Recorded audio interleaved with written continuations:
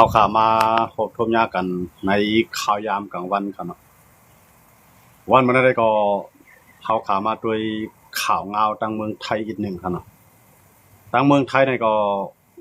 อันข่าวลือหลังเมื่อเลยได้ก็จะเป็นข่าวฟังเลือกตั้งอันเตจัดเฮ็ดวันที่8 เดือนธันวาคมในครับเนาะนับเดี๋ยววันเมื่อไหร่กว่าก็คือแทง6 วันก็จะถึงวันเลือกตั้งใหญ่ในเมืองไทยครับเนาะเมื่อว่าวันที่เป็นวันเลือกตั้งลวงหน้าเนาะวันเลือกตั้งต่างๆมันจะหนังว่าคนอยู่ต่างเวียงเนี่ยนั่นก็อยู่ต่างที่เนี่ยอำตันมือใส่แคบกลางใจในวันที่8เนี่ยเขาก็เลือกตั้งลวงหน้ามันก็จะเป็นมื้อว่าคั่นเนาะก็ฟังเลือกตั้งลวงหน้าที่ป่วนมามื้อว่าเนี่ยมันมีการเปลี่ยนเรียนกันตั้งนำคั่นเนาะซึ่งคือล่ะในมันจะหนังภายผู้เฮ็ดฟังเลือกตั้งได้ภายผู้จัดฟังเลือกตั้งได้เลยมันจะหนังปาร์ตี้อันชื่อลังๆนะครับเนาะปาร์ตี้ใหญ่ปาร์ตี้ชื่อเสียงลังได้คำเอาใส่ป้ามันจะหนังแค่พางว่าบางทีก็มันจะหนังชื่อเสียงมีป้าว่าบางพื้นที่ก็นามป้ามีไว้ว่าในจะได้กวนกันเลือกตั้งลงนานั้นอำไลกวนเตียนเจ้าเก่าเกียกอำไลตอดแคบกลางใจบันกวนเตียนปาร์ตี้อันเจ้าเก่าฮักอันเจ้าเก่าปันแห้งเนี่ยอันนั้นก็เปลี่ยนมีลองเปลี่ยนเรียนกันกว่าตั้งนำกันเนาะอันนั้นก็เปลี่ยนข่าวลือหลังไว้ในเมืองไทยครับก็ได้ฟังเลือกตั้งลงนาในเฮ็ดให้ภายจัดฟังเลือกตั้งในไล่ถูกภายคนที่มีส่วนเลือกตั้งนั้นยืนเอาตั้งผิดก็มีไว้นะในข่าวยามบ่เดียวก็ได้เฮาเข้ามาด้วยลองเลือกตั้งเมืองไทยเลยเมืองมานนั้นบ่ใครเปิงกันนำก็คือเนาะก็เมืองไทยเนี่ยเตลีหรือเมืองมานเอาเองก็จริงเรียกว่านั่นล่ะในเมืองมานในมันเตียวเจ้าอาณาในเป็นใหญ่เป็นเอาเจ้าอาณาในว่าเมืองไทยในก็ดังตัวดังนั้นเจ้าอาณาเขาในเพราะว่าปื้นตีละตีคำแล้วเป้ละเขาได้มาคุบจู้กันเปลี่ยนอันเดียวอย่าเปลี่ยนปาร์ตี้หลายอันเพราะเปลี่ยนปาร์ตี้หลายอันให้เพราะเลือกตั้งมาตีคิมเสียงกลางใจกันก็ตั้งอีตั้งว่าสิตีจังซุมเฮาอยู่กุแดงมันก็เหมือนจะหนังเมืองชลบุรีค่ะเนาะแล้วก็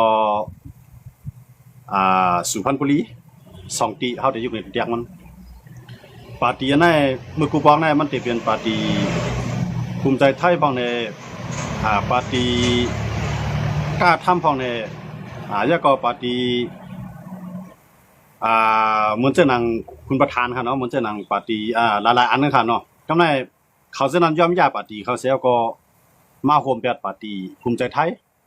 ปาร์ตี้ภูมิใจไทยในมื้อกูบอกในเพิ่นเลือกตั้งมาเนี่ยมันสิไล่เปลี่ยนลุงปองจึงตาสีครับก็มันไล่เปลี่ยนผู้นำลุงปองจึงค่ะเนาะภายหลายปีมันก็ได้จุกอยู่ภายนั้นภายหลายปีมันก็ได้กับผมภายนั้นสิตั้งลุงปองจึงมาปานสิปานก็ปานในเงารายการเมืองไทยแหลกหลายก็เหมือนจะหนังปาร์ตี้เพื่อไทยไล่เปลี่ยนลุงปองจึงค่ะเนาะอันที่เตมันได้อันเลือกตั้งให้ปีมาเมื่อปี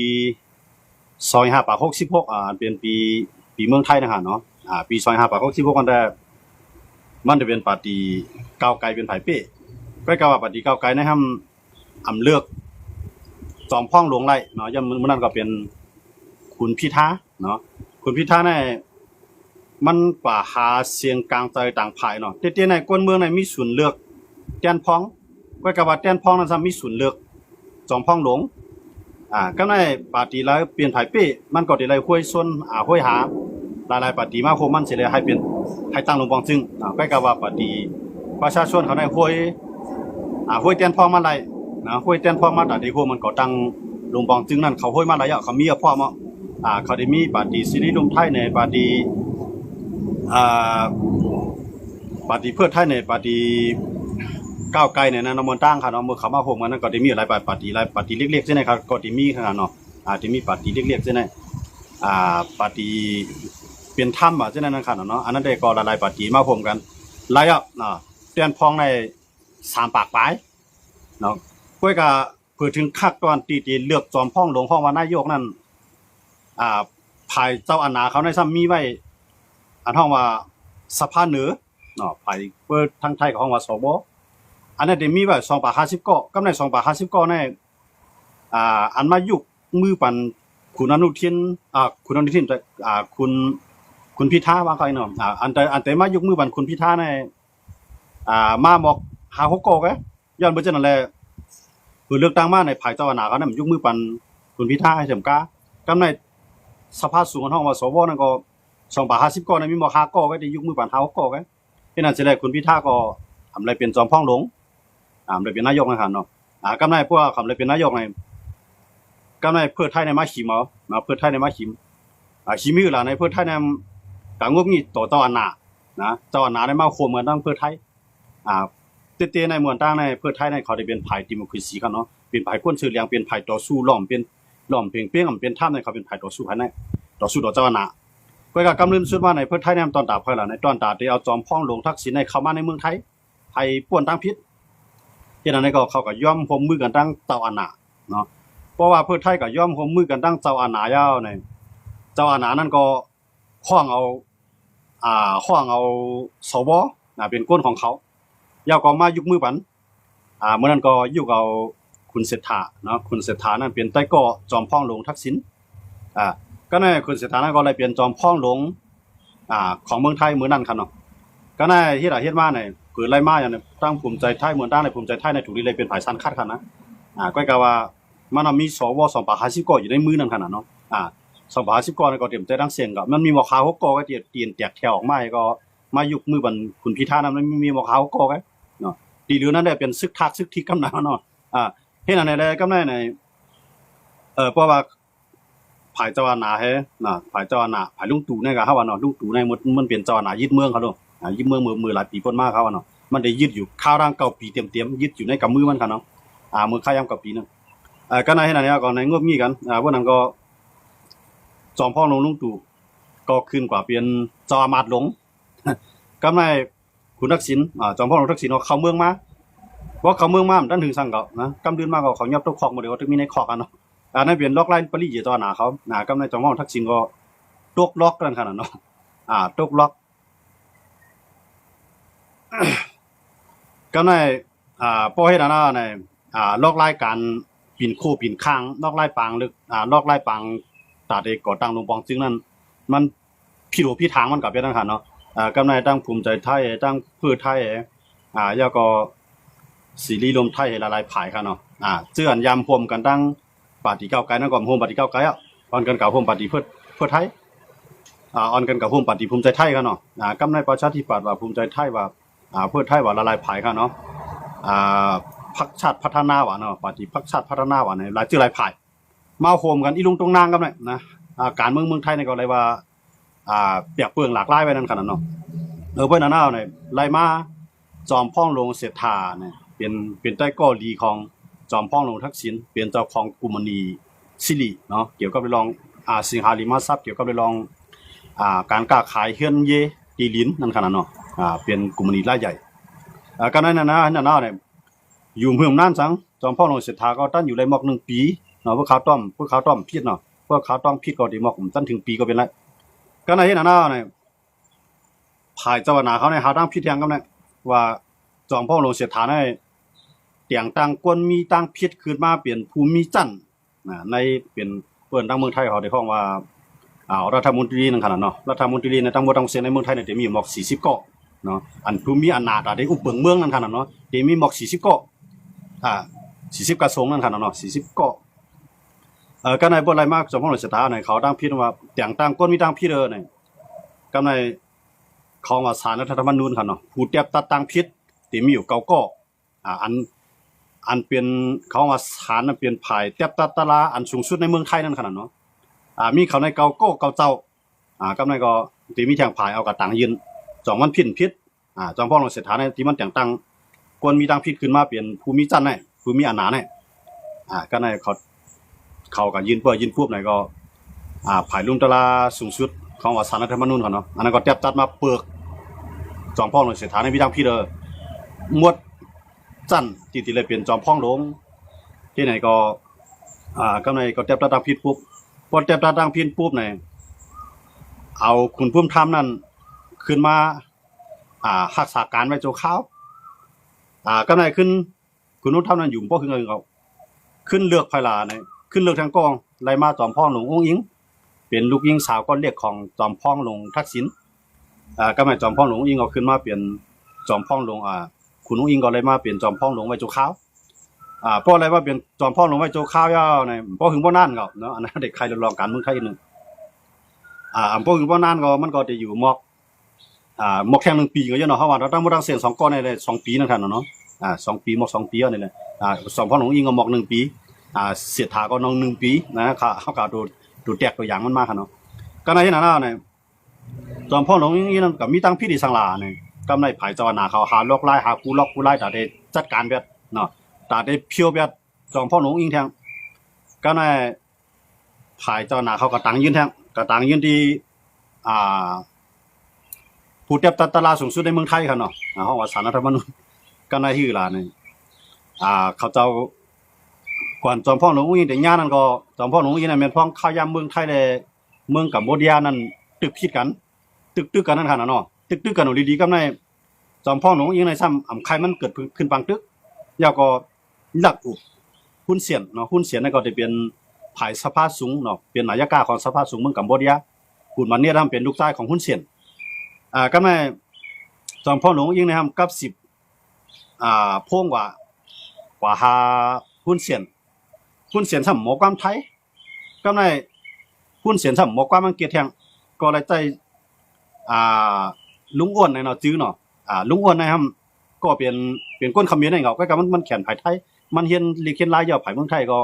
เป็นตีตึงปังหุ้นเสียนยาวก็เป็นสกาเปียนหุ้นเสียนก็ในตั้งคิงอ้วนในดังจอมพ่อหลวงอิงในอุกันยาวก็หุ้นเสียนก็นั่งให้ไปถ่อมก็ไม่หุ้นเสียนก็ลากเอามือถือมันนั้นมาไปอัดเสียงจอมพ่อหลวงอิง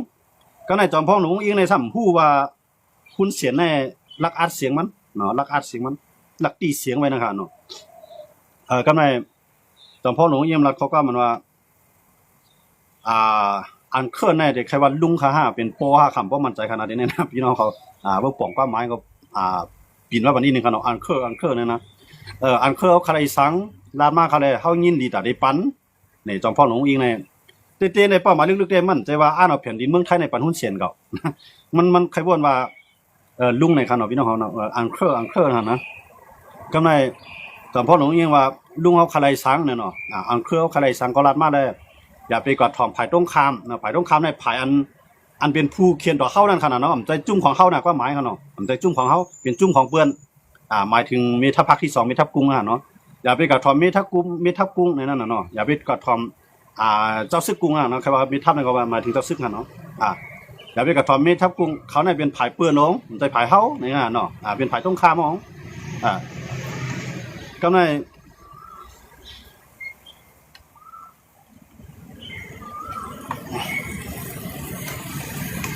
ก็ในเพราะว่า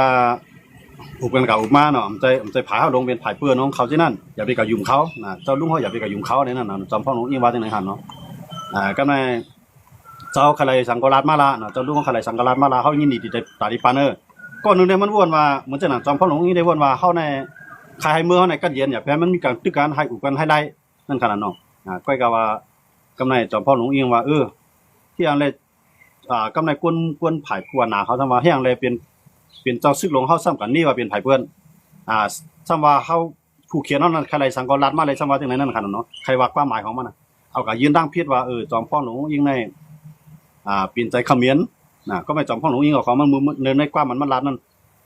เฮาในอุโปงบงี้ต่อคนกัมพูชาในมันนำแห้งหน้ายาวในนั้นคั่นของเป็นจอมพ่อหลวงอิงนั่นคั่นนะมื้อเดียวในคนเมืองไทยในเปิ้นนี่เฮาว่าเฮาเป็นนายกเขมรเนาะมื้อเดียวในนะครับมันเป็นความพังดีตอนตาได้อุปกัน2ก็ว่าว่าเฮาลดหย่อนจังไหนผู้เขียนเฮานั้นตีจอมเฮามาให้ก็จังอุกันไล่นะครับความหมายของมันเนาะก็ก็โก้ผมใจจังนั้นน่ะอัดเสียงไว้กูนะมั้ยอัดเสียงว่าเอามาปล่อยกำไรรองหุ้นเสียนแลทักษิณผิดกันในก็มันใจปัญหามันเป็นปัญหาวงการคนของก็เต้ๆในข่าว2ก็เป็นเฮ้ยก็ดีกันจำใจเต้ๆเนาะเมื่อพ้องขยามันจอมพ้องลงทักษิณญาการเมืองไทยเรียนมันนั่นมันต่อไปก็อยู่เมืองกัมพูชาหุ้นเสียนแล้วก็ลุ่มลาด้วยถึงบันกูสิกูลองกำไรแต่งตั้งจอมพ่องลงทักษิณให้เป็นตีเติงปังของหุ้นเสียนตั้งการค้าขายไปบางมีหั่นเนาะกำไรเป็นจอมพ่องลงทักษิณก็อยู่ในเมืองกัมพูชาต่อสู้ต่อตะวันหนาทั้งเมืองไทยต่อสู้กับต่อสู้มานะครับเนาะก็ว่าปีไรต้องตะวันหนาเขาสิปอกกำไรว่าปีไรต้องตะวันหนาเขาสิปอกในกำไรถึงข้าวยามันตีตะวันหนาเขาในตีมวดอันหนาอ่ะ หาก็เลือกหาตัวเลือกก็อะไรก็มีอ่ะกำไรเขาบ่นว่ามีทักษิณก็ที่เป็นตัวเลือกได้ดีกำไรก็งมงี้กันตั้งตอนพวกเราทักษิณนี่ก็ปีนี้มาก็อย่าให้ก้าวไกลในขึ้นมาเป็นหนุ่มมองจึงไรตัดขากูจิกูลองหาดังพิษโป้ใส่กูจิกวันเพื่อการจอมพ่อลงมันจะหนังคุณอนุทินคุณพิธาเขาก็ต่อสู้เป้มาหลายอันครับเนาะไปกับว่าเขามาซุ่มที่ว่าเขาเลยถูกเขามีนโยบายมีปอลิซีนะครับเนาะมีปอลิซีตาเตเกี่ยขายปักเปลืองลักเมืองปากปลาย12นั่นอันนั้นเองเขาดีเขาย่าตั้งพิษไว้ก็ย่าแบบคุณพิธาถูกแทบตั้งพิการเมือง10 ปีย่าแบบปฏิก้าวไกลไล่ขึ้นก่อตั้งปฏิใหม่ขึ้นมาห้องว่าปฏิประชาชนครับให้นั่นแหละพิษโคพิษค้างกว่าได้ว่าเจ้าหน้าได้เรียนกันแก้มหนังในเมืองไทยในขณะเจ้าหน้าเขาในมันเปลี่ยนเจ้าหน้าเจ้าหน้าซึกเนาะแทงภายนึงซ้ำอันดับดีต่อสู้นั่งซึกซึกในพอหรือเฮ็ดซึกในเข้าอย่าไปเตี้ยเตียงเข้าเดี๋ยวไรเตรียมใจเสียได้เฮ็ดย่อก็เฮ็ดแล้วเข้าเดี๋ยวจ่ายบันเงินเดือนน้ำด้วยถึงเงินห้องสวัสดิการเขาเนาะเขาด้วยถึงบันลองอยู่ลองกินไล่เฮ็ดไล่สร้างกูที่กูลองในลงมองจึงได้ด้วยถึงบันบอกว่ามีหลายๆมาจำพวกก่อนนะท่านตาเย่ครับเนาะกำไรก้นซึกก้นซึกสังที่ไหนก้นดีมันใครก็เฮ็ดซึกอันเกียนท่านั่นครับเนาะใครก็เฮ็ดซึกใครก็ย่าบนเกียบนั่นครับเนาะใครมีน้ำใจกว่าจังนั้นวันกันกว่าล่วงเสียงกลางใจบนปลายภายปฏิก้าวไกลเขาในนำแห้งหนาไล่ก็กำไรภายซึกในหนาซึกในเด็กไว้เอาเนี่ยที่ไหนว่นจังไหนนั่นครับเนาะเพราะเขาว่นจังไหนก็หาตั้งพิษกูจื้อกันปู่บนปาตีเส้นหุ่นใหม่ในครับกำไรนะอันมันกันเนี่ยตั้งเสียงมันเคยเหมือนเมืองมานหลานว่าในมาในเขาขัดมาแตกกันออกสั้นชุจีในซึกมันในเป่าหูซึกมันในให้ซึกมันในฮักษาอาณามีหนองแหลงเขามันกึ้มให้ก้นซึกในฮักษาอาณามีหนองแหลงเขามันกึ้มกำในก้นเมืองเจ้าคือเป็นนางเปลี่ยนรองของสูหรือให้ซึกมันในมันกึ้มกันเนี่ยมีหนองแหลงในอำนาจว่าพอเขาเจ้าอาณาซึกมันกูเจ้ากูก็นะครับเนาะเพราะว่าเขาเพราะว่าเขามีซึกกันแข็งในเจ้าคือจะในเดี๋ยวย้อนเมืองเจ้าคือจะในตีผาดออกเมืองเขาในตีกวนปั้งเหมือนเจ้าหนังสาภาพโซเวียตล่างออกก้นเมืองล่างออกซึกหันที่ไหนเสียซึกหันในก่อนปองใจการเมืองก็อันกันปันแห้งซึกมันว่าปันสิปันในต่อถึงซึกมันในมีอาณาแก่นแข็งซึ่งที่สุดแล้วก็เฮ็ดให้เมืองเขาขาในกวนปั้งลงกว่าตั้งการค้าขายตั้งการป้ายมังมีตั้งการป้ายปิ่งหยาเนาะอันนี้ก็ลอกลายมันไข่กับไล่เลียวนั่งเมืองไทยครับนะไข่ไล่เลียวนั่งซึกมันในซึกไทยในตอนหนาก็เข้ามาเอาไข่กับไล่เลียวก็ในบริเวณนั้นเนี่ยก็ในถึงปานของท่านสุจีมาในของท่านสุจีมาเตะด้วยถึงบันซึกหันกูก็ลูกล่างนางเมซึกหันกูก็ย่อก็กูเจ้าคือดีเลยมีลองเพียงเปี้ยงกันในของท่านสุจีในมาใจปลอดสีลักน้ำตัวนั้นเนาะก็ในให้หนังเนี่ยกวนซึกมันในอันอยู่ในตับลูกตับซึกมันเขาลูกซึกมันเขาจะไหนวันกันกับดงเสียงกลางใจบันของท่านสุจีทั้งนำทั้งหลายครับกำเริบสุดมาในซึกมันในมันได้ความไรซึกมันในป่องเจ้ากำเริบมาปุ๊บปล่อยของท่านสุจีเขามีอาณาในซึกจะไหนเตรียมทอมซึกมันเนาะของท่านสุจีเขาเนี่ยเตรียมมาล้างออกก้นเมืองเขากูปังตายแรงมาอย่างผมว่าหาลอกไล่ก็ย่อมยึดอำนาจครับในเมืองไทยในไข่กาลาเรียนเมืองไทยเหมือนกันนะเพราะว่าภายในเลือกตั้งปีเพราะว่าภายในเลือกตั้งปีในเพื่อนเมืองไทยขนาดเพราะว่าภายในเลือกตั้งปีผู้ภายเจ้าหน้าเลือกตั้งปีเปลี่ยนเพราะภายในแลบเจปีในหาทางพิจารณาได้แต่ที่ให้มันอย่าเบี้ยขึ้นมาเลยตอนนั้นสังตอนตัดเดียวซึกยิบเมืองค่ะนะดูเขาได้ซึกกันว่าในความหมายของซึกนั้นมันจะว่าซึกขานกันนะหมายถึงพวกนักเมืองในบนห้องนายพลค่ะเนาะนายพลในที่เป็นจอมซึกหลวงค่ะเนาะจอมซึกหลวงเขานำหนักในเมืองไทยในจอมซึกเขาในมีเปลี่ยนเฮียงโก้ค่ะมีเปลี่ยน3เฮียงโก้ในเขาเนาะมีเปลี่ยน3เฮียงโก้นายพลเขามันนำแห้งหนาไล่เขาก็ในภายกวนเส้นหุ่นใหม่เขาในเมืองเขาในมันจำเป็นที่เลยมีจอมซึกหลวงนำผู้เป็นดันได้นั่นนะค่ะเนาะเขาเข้ามาจอมซึกหลวงในกว่าเฮ็ดป้ายมังมีเหมือนจะหนังสาน้ำครอบในสาน้ำม้าในสาน้ำมวยในเนาะกำไรทำแทงปาล์มน้ำมันเนี่ยนะปตทเนี่ยเป็นของซึกมดของซึกมดนะอันก้าขายต่อซึกมานั่นก็เป็นปตทเป็นของซึกย่อมมาจากไหนแต่ว่ากำไรนั่งผ่ายตั้งเมืองผ่ายก้นชั้นหนุนใหม่เขาเนี่ยผู้เป็นนั้นได้เมืองเขาเนี่ยหนังคือได้ขึ้นใหญ่ขึ้นเบื้องเหมือนเช่นสิงคโปร์เขาในมาเลเขาในอินโดเขาในคีเขาในต่างเมืองนั่นขนาดนั้นเหมือนเช่นหนังเวียดนามเขาเช่นก็ป้นไทยกับเวียดนามเนี่ยกำไรก้นชั้นหนุนใหม่ว่าลูกหลานเขาวันมื้อนาในอนาคตเขาเนี่ยมีเพราะเด็กปัญจนายิบเมืองได้อาณาการลูกหลานเนี่ยเด็ดไปออกกับน้องเมืองได้กำไรกวนหนังเมืองก็เด็ดมาหิมที่อยู่เขาได้นี่แหละกำไรกวนแช่นุ่นใหม่เขาในอ่อนกันกับปันแห้งปฏิประชาชนมือเลี้ยงในนำแห้งนะอ่อนกันกว่านำนาคันนะก้อยกับว่าก่อนนำบอกกันได้ก็สังวันเลือกตั้งมาวันที่8ในปีเด็กเขาที่ปีนี้นอนเอาก้อยกับว่าส่วนเขาที่ตั้งลงปองจึงไรนะก็ในเพื่อปฏิเพื่อไทยก่อมเอาจ้ ปาร์ตี้ภูมิใจไทยก็มาจ้อมปาร์ตี้ประชาธิปัตย์มาจ้อมเนี่ยเพราะว่าปาร์ตี้ภูมิเพราะว่าปาร์ตี้ประชาชนในอำไลเสียงกลางใจอำไลแต้นพ้อง250ก็เนี่ยขำเลยเป็นโลมองจริงนะก็ในเพื่อเขาไล่ขึ้นเหมือนเสียงเมื่อกำปวนเขาไล่50ก็นะ50ก็ในเขาเดิมตั้งไล่นะตั้งไล่เสียงกล้าก็ในตาเดียวตั้งพิษของปาร์ตี้ประชาชนในเขามีไว้40ก็เนาะ40ก็ในเดียวตั้งพิษอันว่าเขาไล่ลงลายมือแต่ได้เกขายปักเบิงลักเมือง1 ปากไป12เนี่ยเขาเดียวตั้งอันนี้ตั้งผิดอันนี้มีไว้กันนะอยู่ที่ว่าพวกเขาเปี้ยก็มันจะยาวกว่าพวกเขาเปี้ยเดียวตั้งผิดอันนี้มาเรียนเขา40ก็ได้บอกว่าตัด8นะตัดเขาจะเน้นออก8แท่งเพราะว่าเขาเลยปาก50ก็ได้คำเลยเป็นรัฐบาลคำเลยเป็นโนมองจริงเพราะว่าเขาเลยพอ2 ปาก50ก็เนี่ยเขากับพวกมาตามหมู่ตามจุ่มเขาไม้เขาเลยเป็นโนมองจริงเลยอันนี้ก็ได้เปลี่ยนมาครับเนาะยังไม่จะไหนโมเดลเนี่ยเขาคัดเจอตาเดียาแบบ2ก็เนี่ย1คุณณัฐพงษ์เรื่องบรรณวุฒิเนี่ยกันเนาะคุณณัฐพงษ์เนี่ยจะเป็นคุณเที่ยงนั่นกันเนาะจือเที่ยงก็ในทางคุณเที่ยงเนี่ยยาวกว่าคุณไม้คุณไม้เนี่ยก่อนเตียาในตั้งพิดอันว่ามือปานป่วนมามือปานปาตีก้าวไกลนั่นกันเนาะเขาเลยมีปรสีตาเตเกขายปักเปิงปากไป12นั่นเขาเลยลงลายมือกว่าจ้อมเจือนเขาเป็นหัวหน้าปาร์ตี้ได้เขายากกินกับมด10ก้อนนึงก้อนใน10 ปีเต็มเลยมายุ่งเต็มเลยมาเฮ็ดการเมืองเต็มเลยมามีอำนาจทางการเมืองหั่นเนาะจอยหาเสียงว่าจอยกวนหาเสียงเลือกตั้งได้ไรอ่ะเพื่อก็ให้มีอำนาจทางการเมืองเนี่ยว่าได้เป็นขิงกลางขิงเหงผู้ใหญ่บ้านนั่นเป็นนายเมียวเนาะเขาได้มีอยู่หลายก้อที่ยากกว่าคั่นเนาะก็ได้เพราะว่าคุณไม้ก็ยากน่ะมื้อนี้เขาได้เมืองด้านในเขาได้ตั้งไว้ตาได้เขามาคัดเลือกนายกนะครับเนาะกวนที่ได้เป็นจอมพ่องหลวงในเขาเมืองด้านในเขาตั้งไว้คุณพิธาไงเพราะเขาตั้งไว้คุณพิธาปุ๊บเนี่ยเพราะว่าคุณพิธาอยู่ว่าในคำมีศูนย์ตาได้เลยเป็นนายกแล้วคำมีศูนย์ตาได้เลยเป็นจอมพ่องลงแล้วว่ากำลังซื้อมาเนี่ยเมื่อปาร์ตี้เพื่อไทยและปาร์ตี้ภูมิใจไทยผิดกันนั่นปาร์ตี้ประชาชนให้มายกมือปั่นภูมิใจไท